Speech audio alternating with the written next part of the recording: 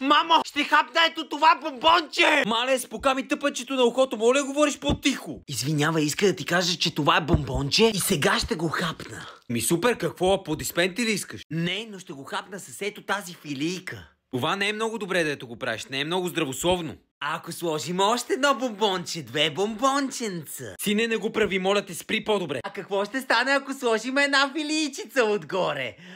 Моля те, послушай ме, спри. И сега слагаме и още едно бомбончице. И става страхотен сандвич, който сега ще изям.